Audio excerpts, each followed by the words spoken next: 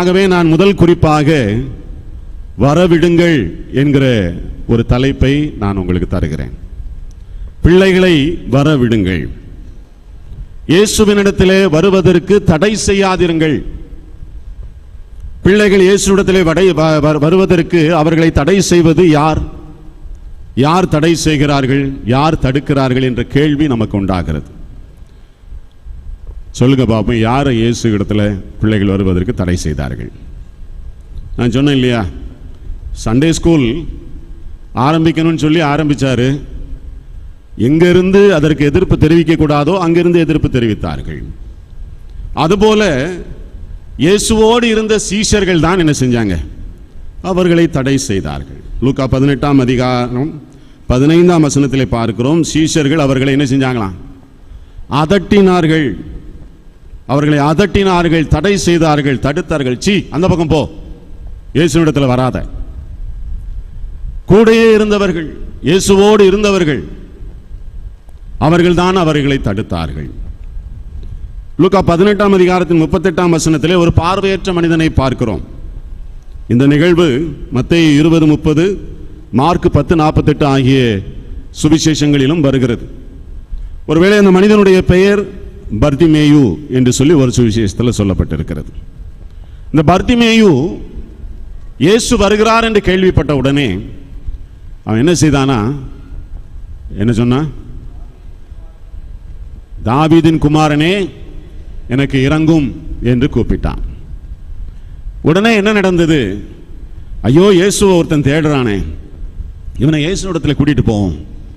எழுப்பி கூட்டிட்டு போனாங்களா? என்ன செஞ்சாங்க? அதட்டினார்கள். சும்மா கடை, வாயமூடு, இயேசுவை ஏன் கூப்பிடுறேன்? தடை செய்தார்கள், தடுத்தார்கள். அது யார்? வேதம் சொல்லுகிறது, முன்னடப்பவர்கள். யார் முன்னால நடந்து போனா? சீஷர்கள் முன்னால நடந்து போனார்கள். இயேசுவை முன்னும் பின்னுமாக சுற்றி நடந்து போனது அவர்கள் தான். அவங்க தான் தடுத்தாங்க, தடை செய்தார்கள். ஆகவே ஒரு புரிதலுக்குள்ளாக நாம் வர வேண்டும். நம்முடைய பிள்ளைகள் இன்றைக்கு கிறிஸ்துவினிடமாக செல்ல முடியவில்லை, அவர்கள் கிறிஸ்துவை அடையவில்லை. அவர்கள் செல்லுவதற்கு இடரலாக, தடைகளாக யார் இருக்கிறார்? பிள்ளைகளை நடத்தக்கூடிய பெற்றோர், அல்லது அவர்களோடு கூட இருக்கிறதான நாம் தான் அவர்களை தடை செய்யக்கூடியவர்களாக இருக்கிறோம். இயேசு கிறிஸ்துவுடைய ராஜ்யத்திற்கு பிரச்சனை அவரை அறியாதவர்கள் மூலமாக ஒருபோதும் வருவதில்லை. மீண்டும் சொல்றேன், கிறிஸ்துவின் ராஜ்யம் கட்டப்படுவதற்கு தடை இயேசுவை அறியாதவர்களால் வருவதில்லை, அவரை அறிந்தவர்களால் தான் வருகிறது. அவரை குறித்து தெரிந்தவர்களால் தான் வருகிறது. இதுதான் நடைமுறை உண்மையாக இருக்கிறது என்பதை நாம் புரிந்து கொள்ள வேண்டும்.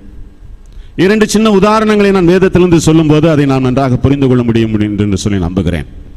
முதலாவது உதாரணம், கடந்த 2வது வாரத்திலே நான் சொன்னது போல சாமுவேலின் புத்தகத்தில் இருந்துதான் அதை நான் குறிப்பிடுகிறேன்.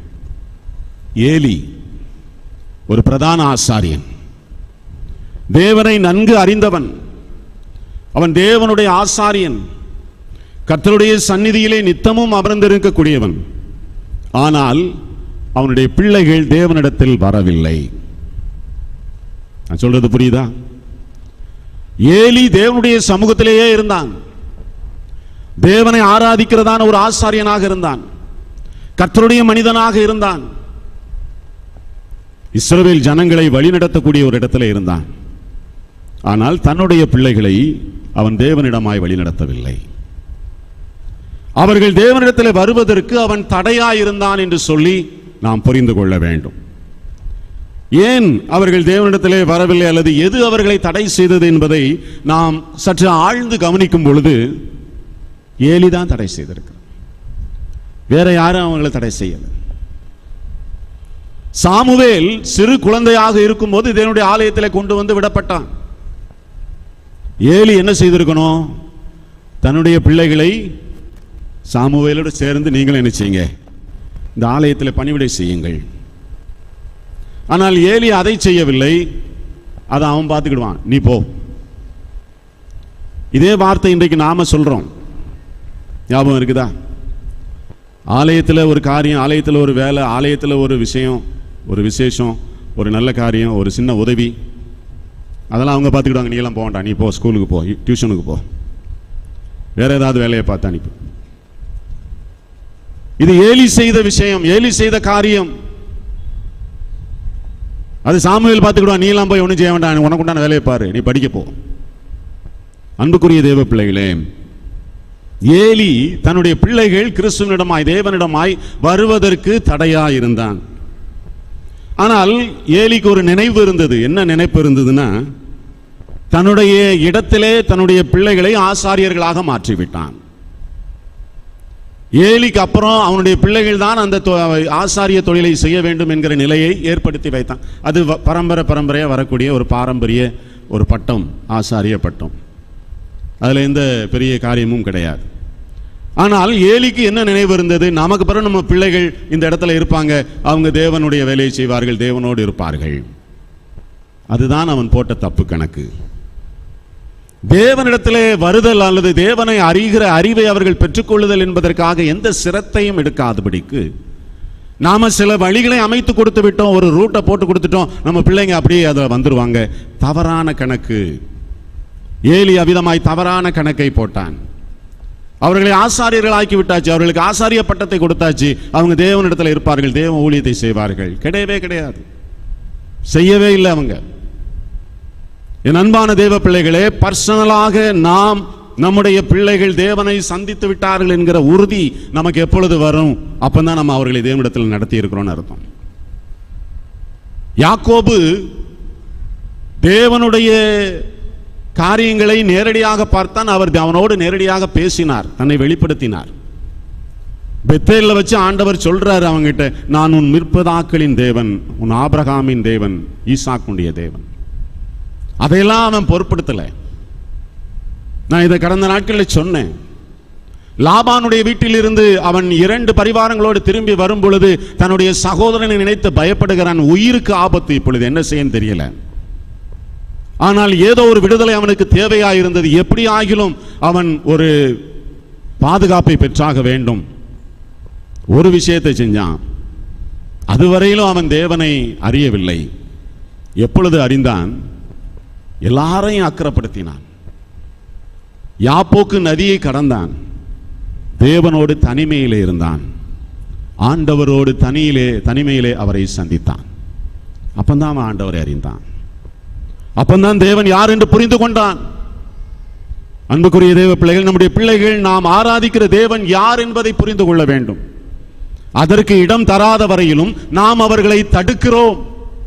அதுதான் வேதம் சொல்லுகிற காரியம். சவுல் என்கிற பெயரிலே படுகொலைகளை செய்து கொண்டிருந்த மனிதன், தமஸ்குவுக்கு செல்லும் வழியிலே அவன் கிறிஸ்துவை நேரடியாக சந்தித்தான். அதுக்கப்புறம் தான் அவன் வாழ்க்கையில மாற்றம் ஏற்படுகிறது. இந்த தனிப்பட்ட என்கவுண்டர் என்று சொல்லக்கூடிய இந்த தனிப்பட்ட சந்திப்பு நம்முடைய பிள்ளைகளுக்கு தேவனோடு உண்டாகாத வரையிலே நம்ம எந்த ஏற்பாடுகளை செய்து வைத்தாலும் அவர்கள் தேவனோடு இருக்க மாட்டார்கள்.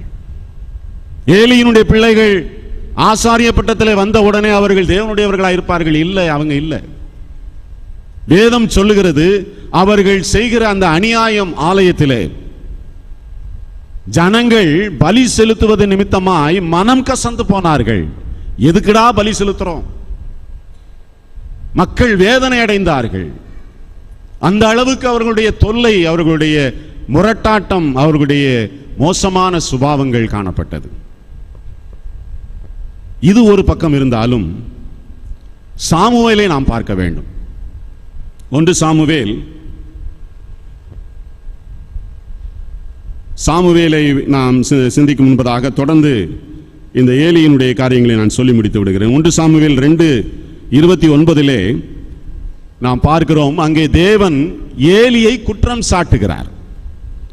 நீ என்னை காட்டிலும் உன் குமாரரை மதிக்கிறாய்.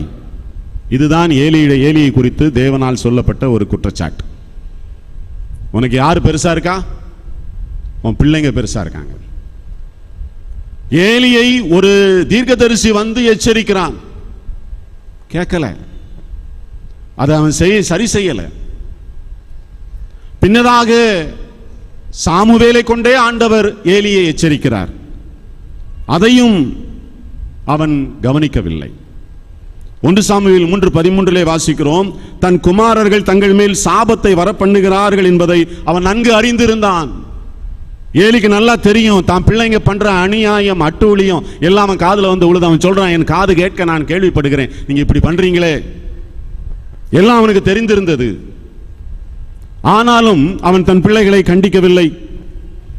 1 சாமுவேல் 3:13 வாசிக்கிறோம், இதையெல்லாம் அறிந்திருந்தும் அவர்களை அடக்காமல் போனது நிமித்தமாக அவன் பாவம் செய்தான் என்று சொல்லி வேதம் சொல்லுகிறது.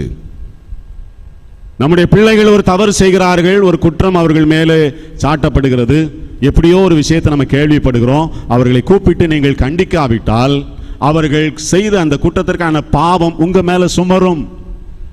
இது வேதம் சொல்லுகிறது. அவன் பாவம் செய்தான், கண்டியாதபடிக்கு இருந்தபடினால் பாவம் செய்தான். பிள்ளைகளை சிட்சித்து வளர்ப்பது நமக்கு கொடுக்கப்பட்டிருக்கிற முக்கியமான பொறுப்பு.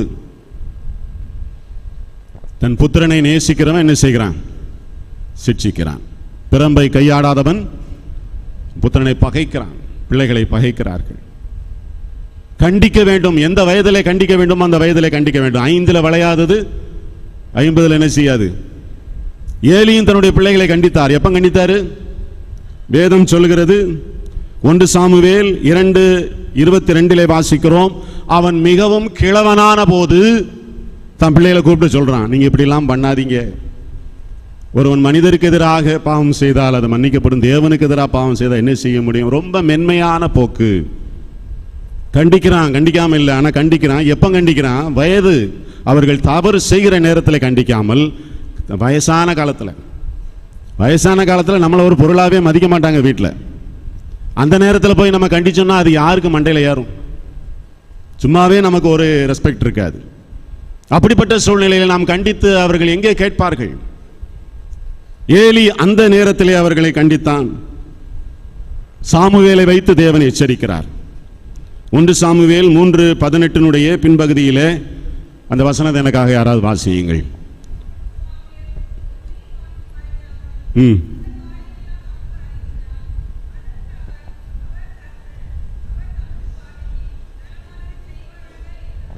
இது ஏலியினுடைய அலட்சியத்தை நமக்கு காண்பிக்கிறது. ஏலியினிடத்தில் வந்து சாமுவேல் மூலமாக ஆண்டவர் ஒரு எச்சரிக்கையை கொடுக்கிறார். தேவன் சாமுவேல் இடத்துல பேசிவிட்டார் என்று சொல்லி ஏலிக்கு தெரியும். கூப்பிட்டு கேட்கிறாரு, சாமுவேலே, என்னை குறித்து ஆண்டவர் உங்ககிட்ட ஏதோ பேசியிருக்காரு, நீ அதை ஒண்ணுமே மறைக்க கூடாது, அப்படியே என்கிட்ட நீ சொல்லணும், இல்லைன்னா கர்த்தர் உன்னை நியாயம் தீர்ப்பார். சாமுவேலும் சொல்ல பயந்தான். அப்புறம் இப்படி சொன்ன உடனே சரின்னு சொல்லி எல்லாத்தையும் சொல்லிட்டான். சொல்லி முடிச்ச உடனே நியாயப்படி என்ன செய்திருக்கணும்? ஏலி மனம் திரும்பி தேவ சமூகத்திலே தன்னுடைய பிள்ளைகளுக்காக மன்றாடி இருக்க வேண்டும். ஆண்டவரே, எப்படி ஆகிலும் என் பிள்ளைகள் மேல கிருபையாயிரும், இந்த அழிவை என் மேல வரவிடாதிரும் என்று சொல்லியிருக்க வேண்டும். ஆனால் ஏலி என்ன பதில் சொல்றான்? அவர் கர்த்தராமே அவர் பார்வைக்கு நலமானதை செய்வாராக. அப்படின்னா இந்த வேதாகமத்தில் கொஞ்சம் டீசெண்டாக போட்டிருக்கு. நான் கொஞ்சம் கலோக்கியெல்லாம் நம்ம பாஷையில் சொல்கிறேன். நான் என்ன செய்யட்டும், எப்படியும் போய் தொலைறானுவ. இதுதான் அந்த மொழிபெயர்ப்பு. அப்படியா? ஆண்டவர் இப்படி சொல்லிட்டாரா? எந்தாலையும் நாசமாக போகிறானுங்க, போ, எனக்கு என்ன வந்தது? நம்ம சொல்கிறோம் இல்லையா வீட்டில்? அதே வார்த்தையை தான் ஏலியும் சொல்கிறார். இது ஒரு வகையிலே தேவனுடைய எச்சரிப்பை அலட்சியம் பண்ணுதல். அவருடைய வார்த்தைக்கு கீழ்ப்படிந்து ஒப்பு கொடுப்பதற்கு பதிலாக ஒருவேளை அவன் மன்றாடி ஆண்டவருடைய சமூகத்திலே கெஞ்சி இருப்பான் என்று சொன்னால் அந்த பிள்ளைகளுக்கு ஏதோ ஒரு இரக்கம் கிடைத்திருக்கும். ஆனால் அவர்கள் அவனுடைய காலத்திற்கு முன்பாகவே மரித்தார்கள், அழிந்து போனார்கள். சரி, அடுத்ததாக இன்னொரு மனிதன் சாமுவேல். சாமுவேல் மிகப்பெரிய தீர்க்கதரிசி. தான் முதல் பெயர்சபா வரையிலும் சாமுவேல் தீர்க்கதரிசி என்று எண்ணப்பட்டான். ஒரு மிகப்பெரிய நீதிமான், ஒரு பரிசுத்தவான், ஒரு தேவ மனிதன், உத்தமமாய் கர்த்தரை பின்பற்றிய மனிதன். 1 சாமுவேல் 12:3 சாமுவேல் சவால் விட்டு கேட்கிறான். இந்த மாதிரி சவால் விட்டு கேட்பதற்கான ஊழியங்கள் இன்றைக்கு கிடையாது. யாரும் இப்படி மாறுதட்டி பேச முடியாது. சாமுவேல் அன்றைக்கு தைரியமாய் கேட்கிறான். நான் யாருடைய கழுதை எடுத்துக்கொண்டேன்? நான் யாருடைய எருதை எடுத்துக்கொண்டேன்? நான் யாருக்கு அநியாயம் செய்தேன்? நான் யாருக்கு இடுக்கண் செய்தேன்? யாரிடத்திலே பரிதானம் வாங்கி கொண்டு நான் கண் சாடையா இருந்தேன்? சவால் விட்டு தன்னுடைய நேர்மையை குறித்து பேசுகிறான். அந்த அளவுக்கு உத்தமமாய் தேவனை பின்பற்றின ஒரு மனிதன். ஆனால் அவனுடைய பிள்ளைகள் எப்படி இருந்தார்கள்? அவனுடைய பிள்ளைகளை அவர் எப்படி வளர்த்திருந்தார்? ஒருவேளை சாமுவேல் தேவனோடு உண்மையாய் ஆண்டவரை பின்பற்றக்கூடிய ஒரு பரிசுத்தமானாக இருந்தாலும் தன்னுடைய பிள்ளைகள் தேவனிடத்தில் வருவதற்கு அவனை இடம் கொடுத்திருக்கவில்லை, இடம் தரவில்லை. அதுதான் இதில் உள்ள புரிதல். எங்க போட்டிருக்க அவன் இடம் கொடுக்கலன்னு சொல்லுங்க அப்படின்னு கேட்காதீங்க. காரணம் அதுதான். அதற்கான வாய்ப்புகளை சாமுவேல் ஏற்படுத்தி கொடுக்கவில்லை. ஆகவே அவர்கள் வேறு விதமாய் செயல்பட்டார்கள். சாமுவேல் தேவனோடு இருந்தான், தன் பிள்ளைகளை அவன் தேவனிடத்தில் வரவிடவில்லை. அவர்களை தனக்கு பின்பு நியாயாதிபதிகளாக நியமித்தான். நீங்கள் 8ஆம் அதிகாரம் 1 சாமுவேல் 8:2 வாசிக்கும் போது பெயர் சபாவிலே தன்னுடைய பிள்ளைகளை நியாயாதிபதிகளாக அமர்த்தினான். ஏலி செய்த அதே தவறை எவரும் செய்கிறார். ஏலி நினைத்தார் தனக்கு பிறகு தன்னுடைய பிள்ளைகள் ஆசாரியர்கள், அவர்கள் தேவனோடு இருப்பார்கள், தப்பு கணக்கு நடக்கல. சாமுவேலும் நினைக்கிறான் தனக்கு பின்பு தன்னுடைய பிள்ளைகள் நியாயாதிபதிகள், அவர்கள் தேவனுடைய பணியை செய்வார்கள். இல்லை, அவர்கள் வேற மாதிரி நடந்தார்கள். 1 சாமுவேல் 8:3 சொல்லப்பட்டிருக்கிறது, அவர்கள் பொருளாசைக்கு சாய்ந்து பரிதானம் வாங்கி நியாயத்தை புரட்டினார்கள். தன்னுடைய தகப்பன் எதிலெல்லாம் முன்மாதிரியை வைத்திருந்தானோ அது எல்லாத்திலும் இவர்கள் கேடான காரியத்தை காண்பித்தார்கள். நம்ம நினைக்கிற நம்முடைய பிள்ளைகள் நம்மளை போலவே வருவாங்க, கிடையாது. தேவனுடைய சந்நிதியிலே ஆண்டவரோடு அவர்கள் தனித்திருக்க தக்கதான அந்த சூழலை நாம் ஏற்படுத்தி கொடுக்காத வரையிலும் அவர்கள் தேவனிடமாய் வருவது இயலாத காரியமாய் போய்விடும்.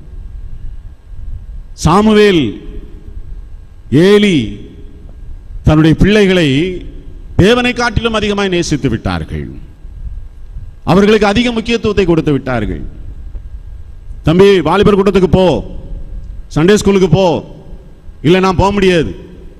அப்படியா? சரி. ஏன்னா செல்லம், பாசம்.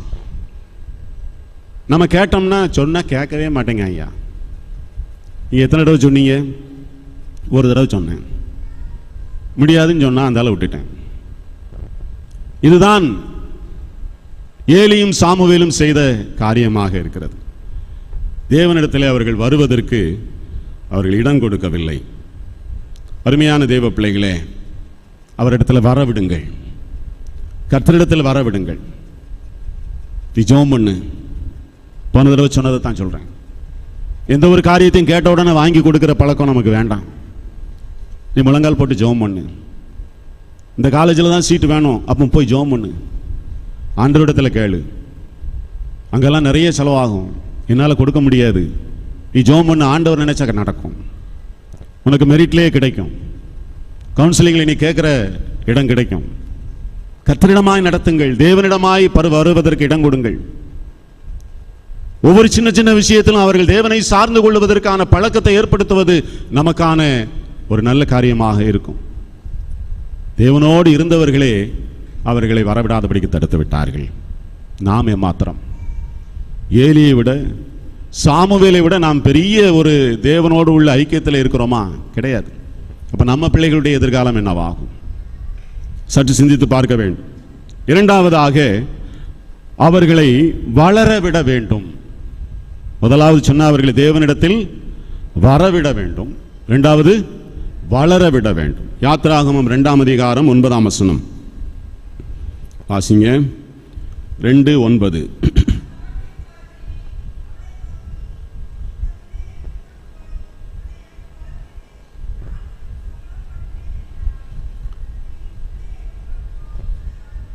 மோசே அழகுள்ள பிள்ளை என்று கண்டு பார்வோனின் குமாரத்தி அந்த பிள்ளையை எடுத்துக் கொள்ளுகிறாள். மோசே என்கிறதான எபிரேய சொல்லுக்கு அர்த்தம் என்ன? தண்ணீரிலிருந்து எடுக்கப்பட்டவன். அதனால அந்த அம்மா பார்வோனுடைய குமாரத்தையும் அவனுக்கு மோசேன்னு பேர் வைக்கிறார். எனவே இந்த குழந்தையை எடுத்து அதை வளர்க்க வேண்டும். அவனுடைய தமக்கை அவளை கவனித்துக் கொண்டே இருக்கிறாள். சென்று போய் கேட்கிறா, இவளுக்கு இந்த குழந்தைக்கு பால் கொடுத்து வளர்ப்பதற்கு ஒரு எபிரேய ஸ்திரியை நான் பார்க்கட்டுமா? தன்னுடைய பெற்றோரிடத்திலே திரும்பவும் கொண்டு வருகிறாள். திட்டமிட்டு தன்னுடைய சகோதரனை மீண்டும் தன்னுடைய குடும்பத்திற்குள்ளேயே கொண்டு வருகிற ஒரு அருமையான செயலை நாம் இந்த அதிகாரத்தில் பார்க்கிறோம். அவர்கள் பார்வோனுடைய குமாரத்தை சொல்லுகிற காரியம், இந்த பிள்ளையை என்ன செய், எனக்காக வளர்த்திடு. அருமையான தேவ பிள்ளைகளே, இந்த உலகம் என்ன சொல்லும் தெரியுமா? எனக்காக வளர்த்திடு. பார்வோனின் குமாரத்தியை உலகமாக நீங்கள் வைத்துக் கொள்ளுங்கள். பார்வோன் குமாரத்தி என்ன சொன்னா? உலகம் என்ன சொல்லுது? எனக்காக வளர்த்து. ஒரு வீட்டில் ஒரு குழந்தை பிறந்துட்டுனா உடனே உலகம் என்ன சொல்லும்? உலகத்திற்காக வளர்க்க வேண்டும். எப்படி வளர்க்கணும்? டாக்டர் ஆயிரணும், இன்ஜினியர் ஆயிடணும், அப்படி ஆயிரணும், இப்படி ஆயிரணும். ஒருவர் கூட சொல்ல மாட்டாங்க இவனை ஊழியக்காரனா என்ன செய் வளன்னு சொல்ல மாட்டாங்க. ஒரு குழந்தை பிறந்த வீட்டில் ஒரு 10 பேராவது ஏதாவது டிஸ்கஸ் பண்ணிக்கிட்டு இருப்பாங்க. ஒருத்தர் வாயிலிருந்து கூட என்ன வராது? இந்த பிள்ளையை ஊழியத்துக்கு அனுப்பணும் அப்படின்னு சொல்லவே மாட்டாங்க. ஏனென்றால் உலகம் என்ன சொல்லும்? எப்பொழுதும் எனக்காக வளர்த்துடு, எனக்காக வளரு, உலகம் எனக்காக வளர் என்று சொல்லி ஊக்கப்படுத்தும். பார்வோனுடைய குமாரத்தி சொன்னா, எனக்காக இந்த பிள்ளையை வளர்த்துடு.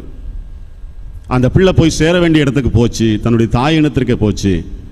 யோகபேத், மோசேனுடைய தாய், என்ன செஞ்சான்னா, அவ பார்வோனுடைய குமாரத்திக்காகவும் வளர்க்கல, அதாவது உலகத்திற்காகவும் வளர்க்கல, தனக்கு நாளைக்கு கஞ்சி ஊற்றுவான்னு சொல்லி தனக்காகவும் என்ன செய்யல, வளர்க்கல. ஆனால் தேவனுக்காக வளர்த்தாள். அல்லேலூயா. தேவனுக்காக வளர்த்த ஒரு தாய் மோசேயை சிறுவயது முதல் தேவனுக்காக வளர்த்தாள். யாத்திராகமம் 6ஆம் அதிகாரத்தின் 20ஆம் வசனத்திலே பார்க்கிறோம், அவள் அதை தேவனுக்காக வளர்த்தாள். தனக்காகவும் வளர்க்கல, யாருக்காகவும் வளர்க்கல, தேவனுக்காக வளர்த்தாள். அந்த விஷயங்களை நாம் அங்கே பார்க்க முடியும். எப்படி வளர்த்தாள் என்று சொல்லி பார்க்கும்போது, தான் யார் என்பதை சொல்லி வளர்த்தாள். மோசேக்கு அவன் யார் என்பதை அவனுக்கு சொல்லி வளர்த்தாள். தன்னுடைய ஜனம் எது என்று சொல்லி அவளை வளர்த்தாள். தன்னுடைய உண்மையான நிலை என்ன என்பதை சொல்லி வளர்த்தாள். தன்னுடைய அடையாளம் என்ன என்பதையெல்லாம் சொல்லி வளர்த்தாள். நாம் யாருடையவர்கள், நம்முடைய தெய்வம் யார் என்பதை சொல்லி வளர்த்தார்கள். அதனால தான் நாம் அப்போஸ்தலர் 7ஆம் அதிகாரத்தின் 23ஆம் வசனத்திலே பார்க்கிறோம், திருச்சபையின் முதல் இரத்த சாட்சி ஸ்தேவான் அங்கே ஒரு பெரிய பிரசங்கம் பண்றான். அவன் பிரசங்கம் பண்ணும்போது சொல்லுகிறான், அவன் மோசேயை குறித்து பேசும்போது சொல்லுகிறான், அவன் கர்த்தருடைய சிந்தையிலே கிறிஸ்துவின் நாம மகிமைக்கென்று தேவனுடைய பிள்ளையாக வளர்ந்த விதத்தை அங்கே சொல்லுகிறதை நாம் பார்க்கிறோம். 7:23 ஒருவர் வாசிக்கலாம். 40 வயதான போது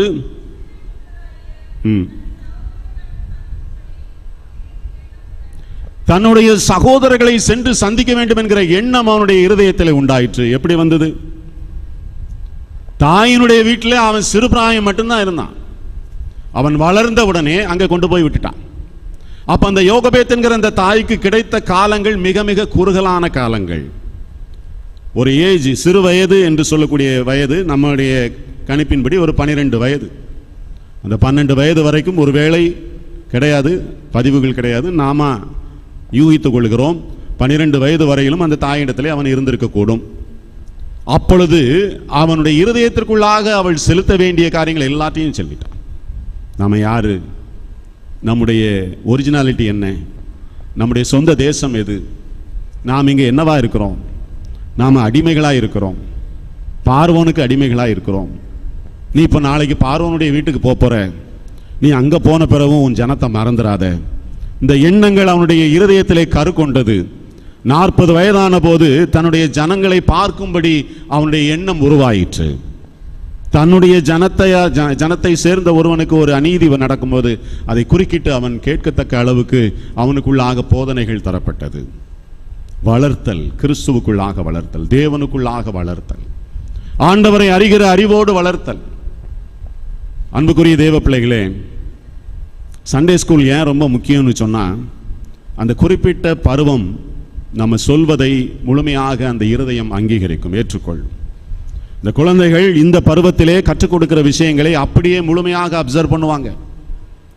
ஒரு வாலிப வயதிற்கு பிற்பாடு வாலிப வயதை அடைந்த பிற்பாடு அவர்கள் தீர்மானம் எடுக்கக்கூடிய ஒரு ஸ்டேஜுக்கு வருவாங்க.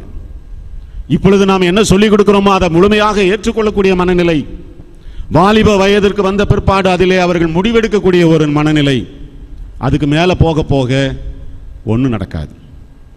எனவேதான் நீங்கள் திருமண்டலத்தை எடுத்துக்கொண்டாலும் அல்லது வேறு எந்த ஊழியங்களை எடுத்துக்கொண்டாலும் சில்ட்ரன் மினிஸ்ட்ரி, யூத் மினிஸ்ட்ரி, இந்த ரெண்டுலேயும் தான் அதிகமாக கவனம் செலுத்துவார்கள். ஏனென்றால் அப்போது தான் அந்த பிள்ளையை நம்ம தேவனுக்கு என்று ஆதாயப்படுத்த முடியும். அந்த ஸ்டேஜில் தான் அந்த பிள்ளைகளை கிறிஸ்துவுக்குள்ளாக வழிநடத்துவதற்கு அது பொருத்தமான வயதாக இருக்கும்.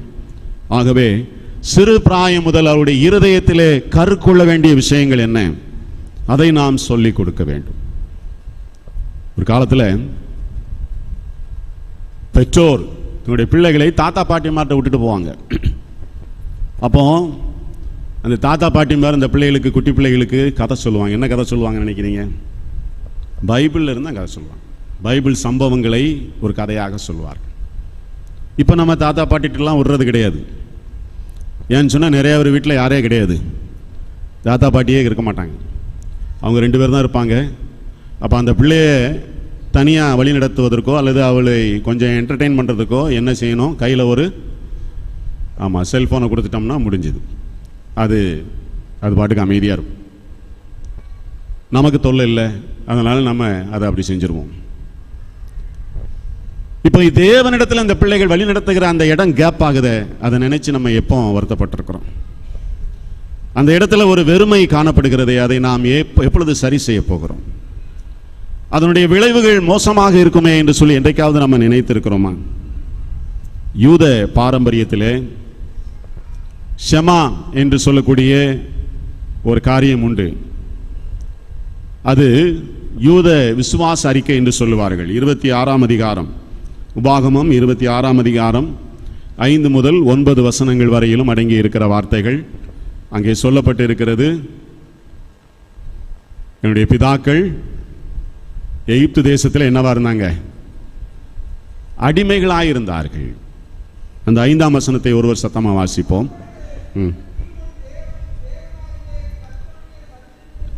சன்னதியில் நின்று வசனித்து சொல்ல வேண்டியது,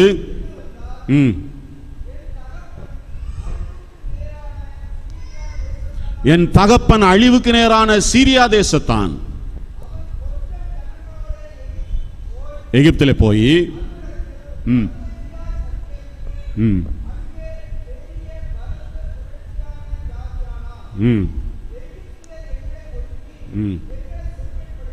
சிறுமைப்படுத்தி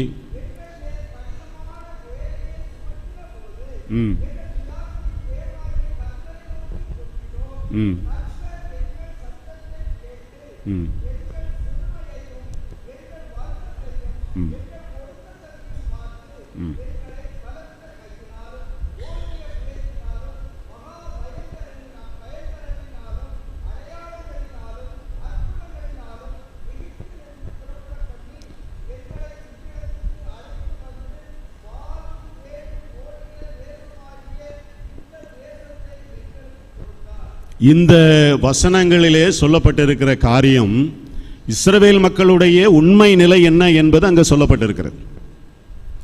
இந்த ஷெமா என்று சொல்லக்கூடிய இந்த விசுவாச அறிக்கை என்ன செய்வாங்களாம்?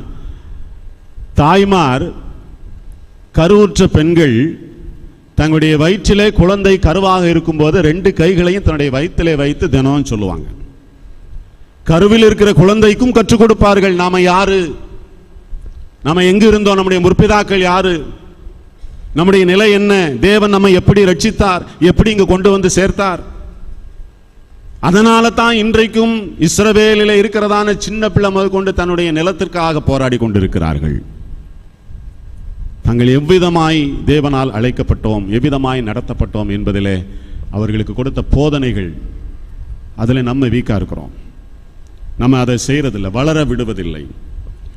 யோகபேத் என்கிறதான மோசையின் தாய் அவனை சிறு வயதிலிருந்து தன்னுடைய ஜனத்தை குறித்ததான சிந்தையை அவனுக்குள்ளாக கருக்கொள்ள வைத்தாள். அருமையான தேவ பிள்ளைகளே, அந்த எரிந்து பிரகாசிக்கிறதான அந்த சிந்தை மோசைக்குள்ள எப்பொழுது தன்னுடைய ஜனங்களை குறித்ததான ஒரு பாரம், ஒரு தவிப்பு உள்ளுக்குள்ள இருந்து எரிந்து கொண்டே இருந்தது. அவனுக்குள்ள அந்த நெருப்பு எரிந்து கொண்டே இருந்தது. 40 வயதில் இருந்து அது எரிந்து கொண்டே இருந்தது. ஒரு கட்டத்தில் அவன் நினைச்சான், என்னுடைய கரத்தினால் தான் ஆண்டவர் விடுதலை தருவார்னு சொல்லி அங்கே ஒரு கொலையை செய்தான். ஆனால் தேவன் அவன் அங்கே இறக்க முடியாதபடிக்கு அவனை அனுப்பிவிட்டார். மீதியான் தேசத்திற்கு வந்தான். அங்க வந்து 40 வருஷம் ஆடு மேய்த்து கொண்டிருந்தான். ஆனால் ஒரு நாள் தேவன் அவனை சந்தித்தார். எரிகிற முட்செடியாக அவனுக்கு காட்சி அளித்தார். இந்த எரிகிற முட்செடி எதை சிம்பலைஸ் பண்ணுதுன்னு சொன்னா, மோசேயினுடைய எரிந்து கொண்டிருக்கிற இருதயத்தை அவனுக்கு உணர்த்தியது. உன்னுடைய மனசு எரிஞ்சுக்கிட்டு இருக்கு இல்லையா, உன்னுடைய தேசத்தை விட்டு வந்துட்ட, உன்னுடைய ஜனத்தை விட்டு வந்துட்ட, உன்னுடைய ஜனத்தினுடைய மீட்பை உன்னால செய்ய முடியலைங்கிற வேதனையோடு நீ இருக்கிற, அதே வேதனையிலே உன்னை தேடுகிற உன் தேவன் நான் இங்கே இருக்கிறேன். அருமையான தேவ பிள்ளைகளே, தேவன் எத்தகையவர் என்பதை அறிந்து கொள்வதற்குண்டான வாய்ப்புகளை நாம் பிள்ளைகளுக்கு ஏற்படுத்தி கொடுப்போம். பற்றி எரிகிற அந்த விசுவாசம், பற்றி எரிகிறதான அந்த தாகம் பிள்ளைகளுக்குள்ளாக ஏற்படுவது நல்லது.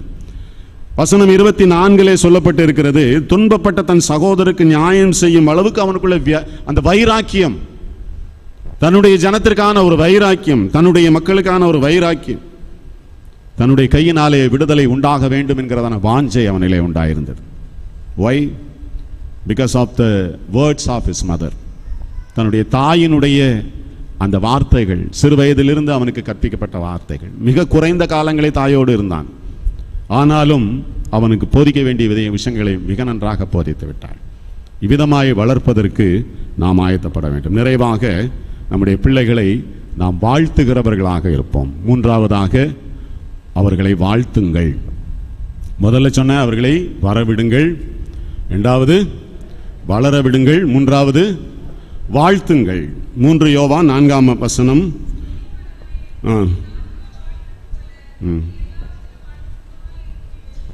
4வது வசனமா? என் பிள்ளைகள் சத்தியத்திலே நடக்கிறார்கள் என்று நான் கேள்விப்படுகிற சந்தோஷத்திலும் அதிகமான சந்தோஷம் இல்லை. ஒவ்வொரு பெற்றோருக்கும் இருக்க வேண்டிய ஒரு சந்தோஷம், மகிழ்ச்சி. எந்த தாயும் தகப்பனும் சொல்லணும் தைரியமா, என் பிள்ளைங்க சத்தியத்தில் நடக்கிறாங்க, என் பிள்ளைங்க தேவனை பின்பற்றி நடக்கிறார்கள்.